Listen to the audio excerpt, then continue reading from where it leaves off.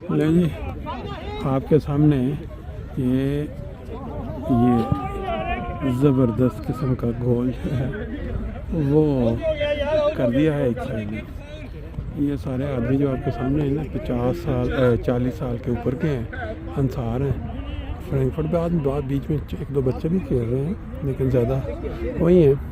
और ये जो नज़ारा है ये रीडबर्ग एक फ्रैंकफर्ट का इलाका है, वहाँ का जो स्पोर्ट प्लेस वो जो ग्राउंड होती हैं वो है। और ये क्यों यहाँ इकट्ठे हुए हैं, जैसे मैंने बताया कि अगले वीकेंड पे फ्राइडे सैटरडे संडे हमारा नेशनल सालाना इज्तिमा है अंसार का, तो उसके लिए इन्होंने आज इकट्ठे किया था कि मुख्तलिफ स्पोर्ट्स के लिए कुछ टेस्ट हो जाए, कौन से बंदे खेलेंगे कौन से।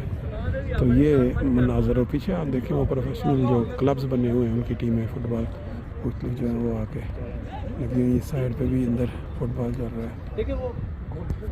ले जी, आपने पहले देखा जी फुटबॉल की झलकियाँ थोड़ी सी देखी हैं आपने, अब आप देखें कितना खूबसूरत इंतज़ाम है यहाँ। बीच वॉलीबॉल का जिस तरह इंतज़ाम होता है, तो ये सारे जो अपना अंसार हैं ये सारे के सारे यहाँ ट्रेनिंग सेशन में मौजूद हैं। अब बाकी तक